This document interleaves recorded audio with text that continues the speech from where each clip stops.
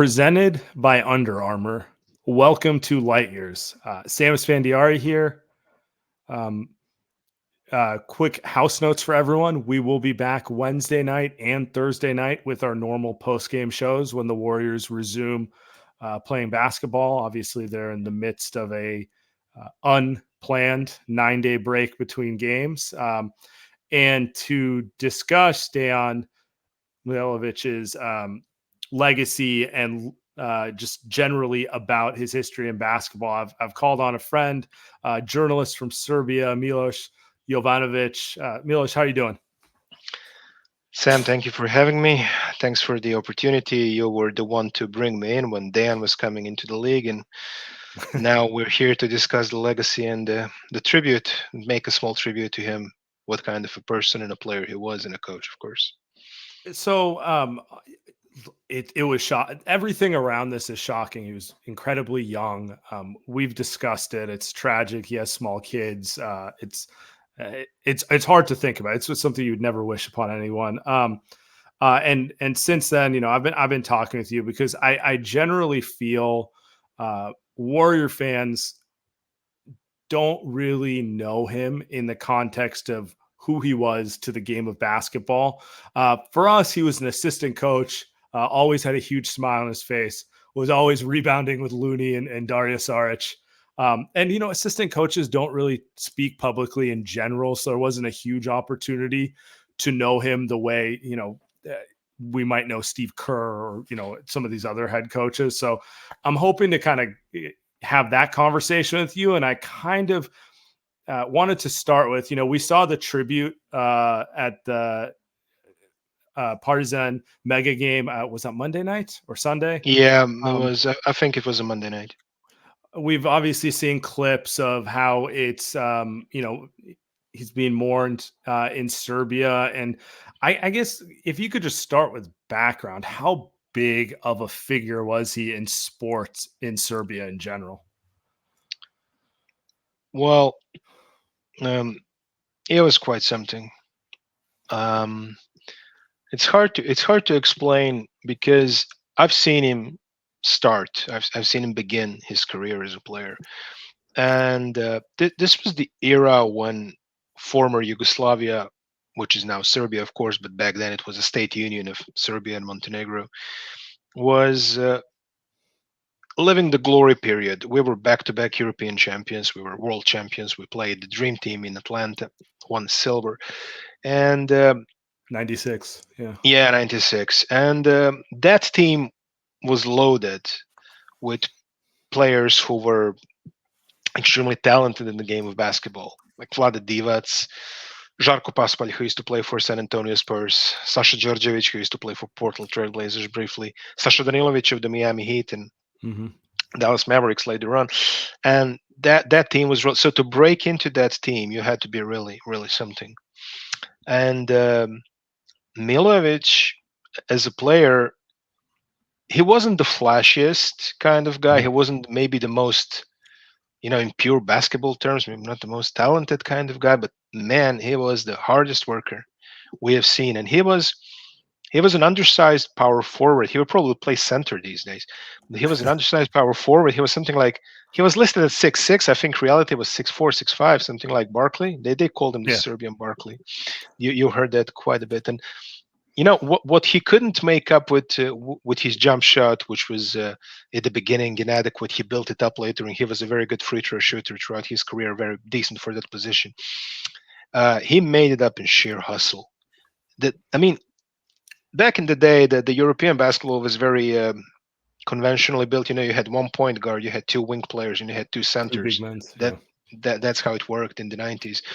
And Milojevic, being 6'4", 5", or whatever, wasn't really profiled as a center or a power forward position in the past. So they started playing him as a small forward, which he was not really adequately skilled for. But his attitude was something like, okay, whatever, I'm playing small forward, they're fine. I'm gonna play the best small forward I can. And he would just go straight into, clinches with the bigger and taller players, and he would, tear them apart. The hustle that she was bringing in was real, really, truly the underdog's hustle. The guy who was probably told at some point of his career that maybe you're not good enough for this.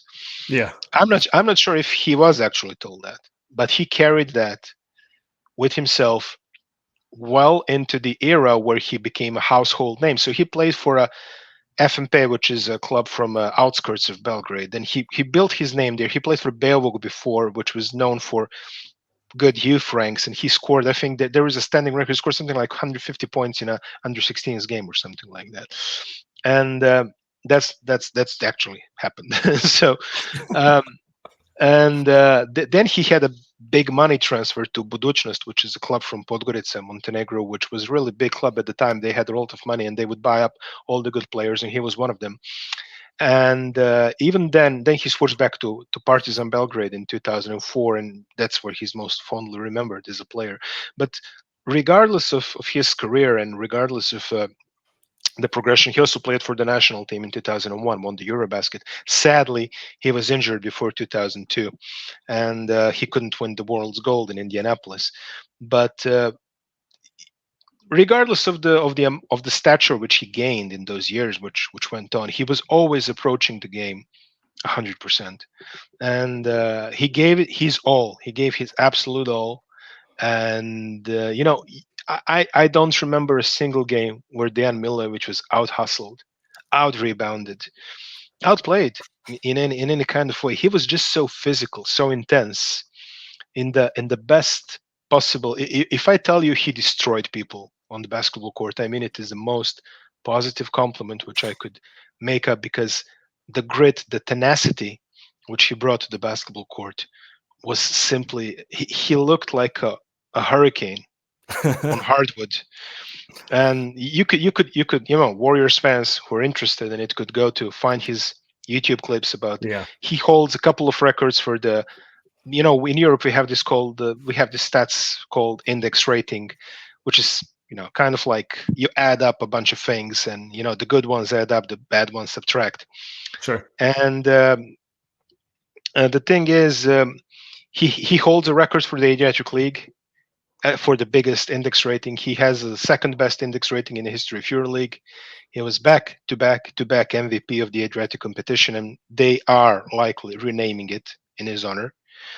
I think that motion was suggested by plenty people on the night of his passing, and it has already gained traction, and the league has taken attention. So it will likely be renamed after him, starting from maybe this season even. So he was just, it was too hot to handle for many. But in the day since his passing, when somebody of such standing in any kind of profession passes away untimely, Sure. especially like he did, a lot of stories surface up from the people who knew him, and I haven't heard even while he was still with us, I haven't heard a single bad thing about him. I never met him personally.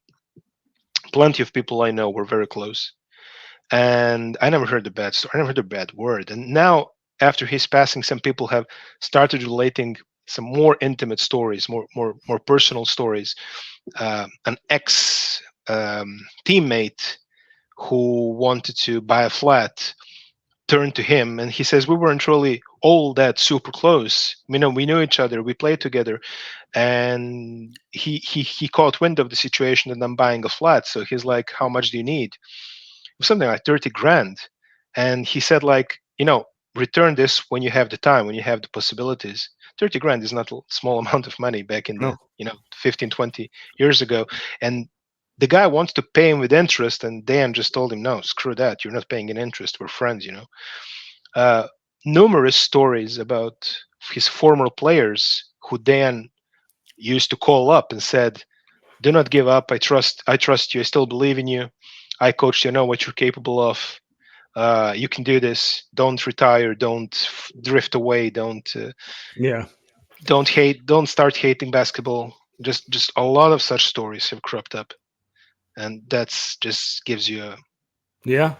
No, it paints a picture of a great man. Yeah, When you describe him as a player, I feel yeah, like it's not always the case, but the best coaches are usually players who were not particularly Hmm. talented. Like they weren't physically blessed with, being Yeah. 7 feet tall or having a perfect jump shot. They're players who had to work Yeah. very hard and think through the ways in which they made the game. And so, I guess it's not a surprise.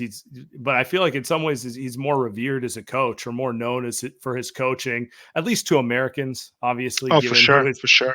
given who his proteges were. And so I guess my question, yeah, what made him such a good coach all those years? I mean, Uh, Jokic is obviously his most famous student, but like 11, 12 players he coached to the yeah. NBA. Zubac is a Well, great player. to Yeah, the NBA draft, I think not all of them made it to the NBA proper, but yeah, to the draft positions at sure. least.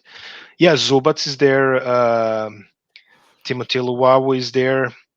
Yeah. Um, Boban Marjanovic is another of his proteges. Basically, he revived his career at a certain point when he was floundering back in Mega. Jokic, of course, the most famous one, so to Sure. speak. Uh, I think uh, I think people just appreciate. He was very friendly with the players. There was still a line in the sand, so to speak, and Hmm. from what I heard, he could be, he had that bit of Bob Knight in him occasionally, but he was very friendly with the players, and he could relate, having gone their whole paths that he Hmm. has went. And I think that was definitely one strong part. The second thing, which I think really played a big part, and this is where I also feel rubbed off very well with the Warriors and the Hmm. players he was close with, is that the testimonies of his teammates are that he was a beast in practice. Yeah. Um, it's I've spoken a lot to a guy who's very close to him, who was very close to him when they played for Partizan, and they said they had drills. They would match, centers with centers, power forwards, guards with guards, and they had a drill to finish the practice where you had to defend a single possession against the player who we matched up against. And the guy told me, like, I haven't had a look at the basket for a week because I couldn't defend that one possession. He was never giving it to me. He was doing it for my best good, he said, because I'm not gonna let there's no free lunch in a practice against Dejan Milojevic.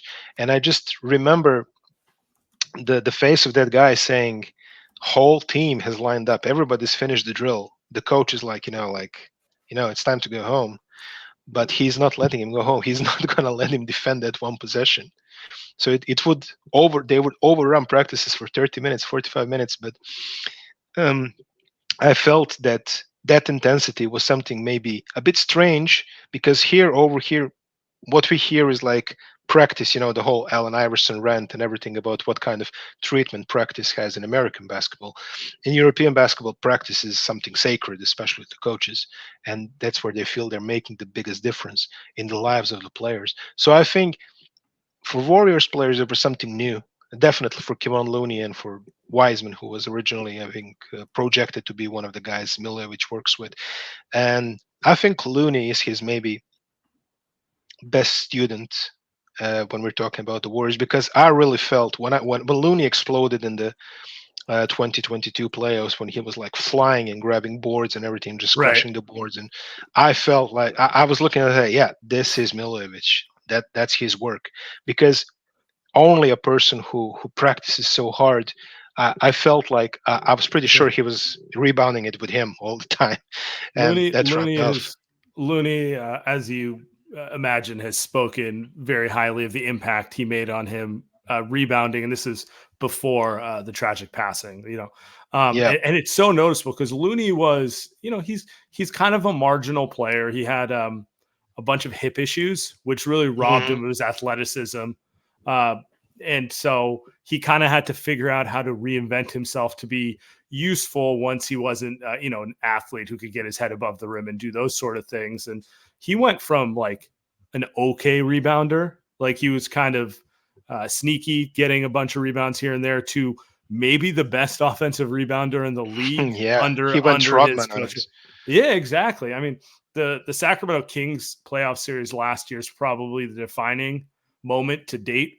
But They decided to take Draymond off the court, which they never do. They said we can only play one big because the Hmm. Sacramento Kings space us out. It's kind of a one big and four perimeter player type of series.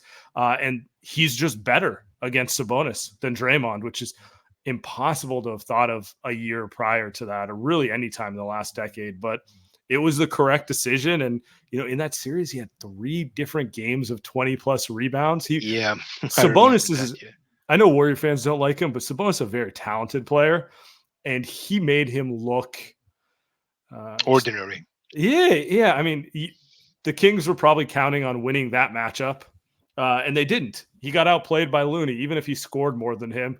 Undoubtedly, that was kind of speaks to coaching, and not everything's about what you can do with the ball in your hands and scoring. Yeah, no, definitely. The sense of positioning is something which I think he firmly implanted in the Warriors Mhm. bigs. Yeah. Considering the fact he was an undersized power forward, excuse me, so he probably knew that art best. And it's funny now that you're mentioning it. I'm thinking about it, but the Warriors are small. No one would deny that. That's kind of, it was a good thing. Currently, it's probably not such a good thing because they look a little small and slow at all times. They still, you would think a small team has rebounding issues. They don't.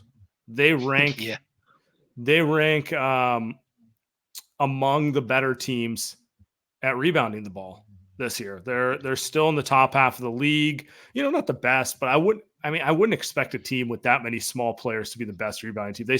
But they hold their own on that end. And yeah, they're actually the third best offensive rebounding team in the league, which is shocking.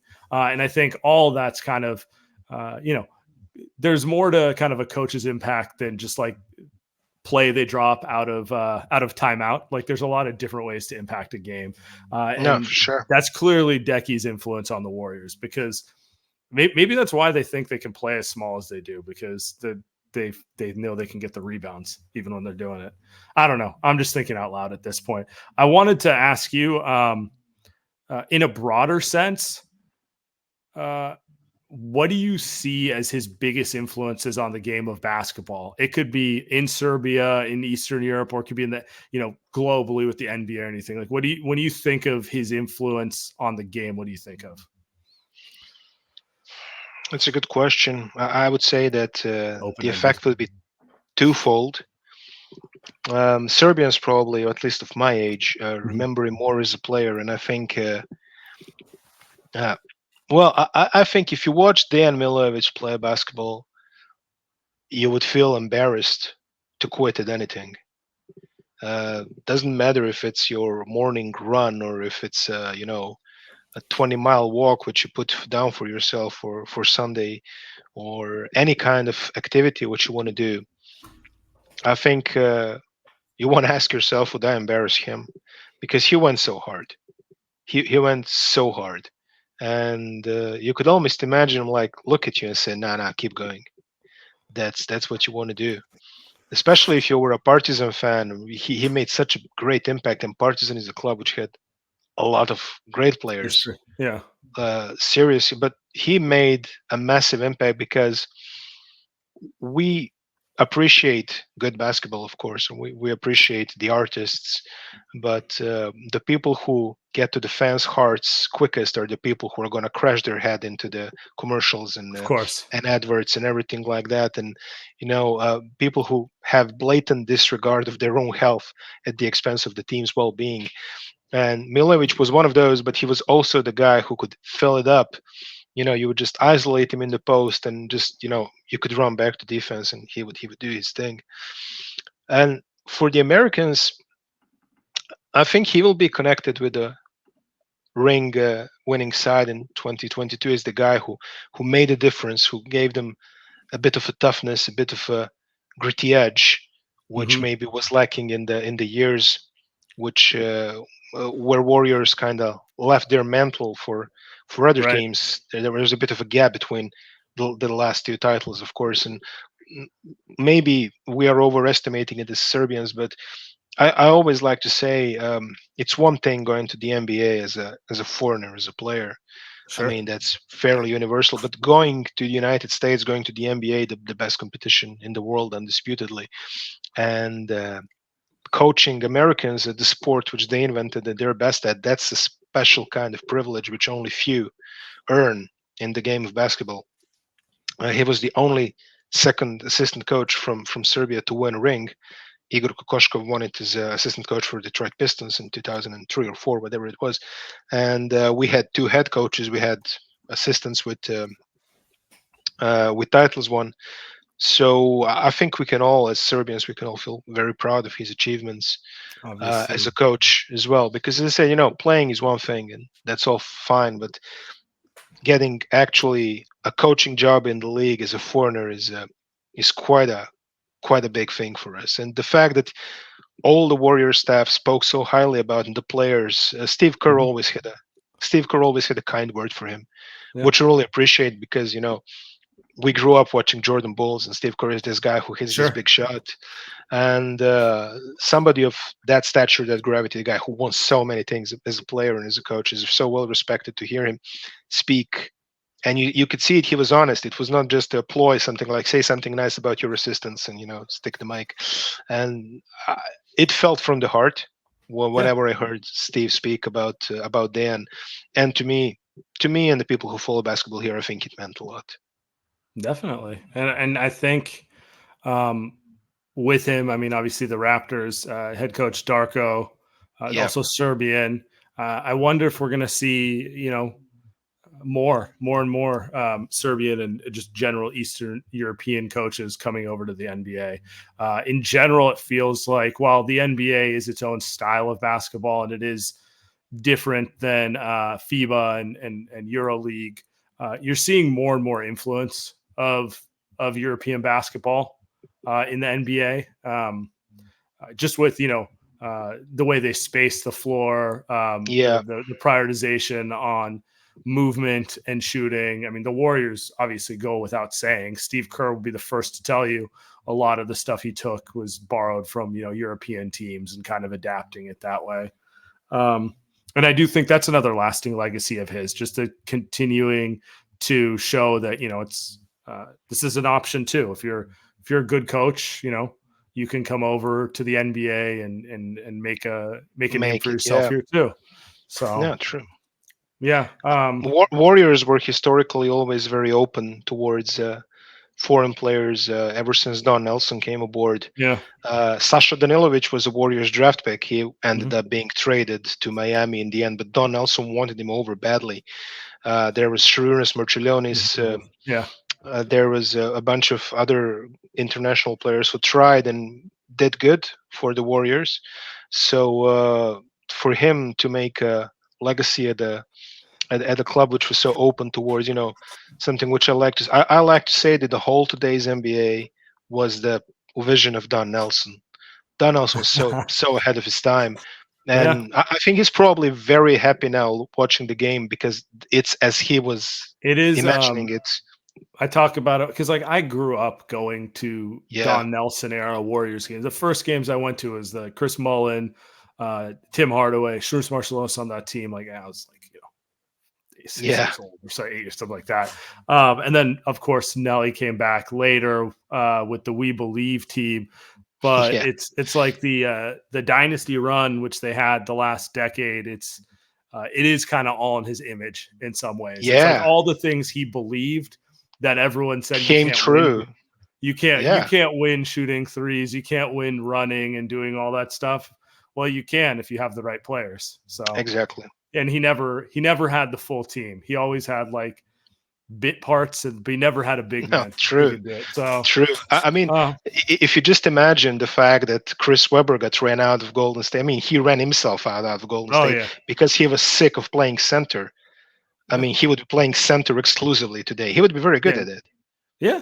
So Nelly was right. He just, he 20, was 20 year right. olds don't know what they don't know. Right. So, Exactly. Yeah. it was a different era. And yeah, to your point, Dan would probably be a center in today's NBA. I mean, a lot of the Exactly. things the Warriors have done with Draymond Green over the last decade, even if he wasn't involved with it, it seems like it's been influenced by him in some way or Yeah. another. Using I mean, Draymond's 6'6", maybe Yeah. generously, right? Maybe. But Yeah. makes up for it in a myriad of other ways. So I don't know. Well, it's I'm really curious to see, not to pivot this, but where the Warriors even go from here. Because It's a hard spot for them.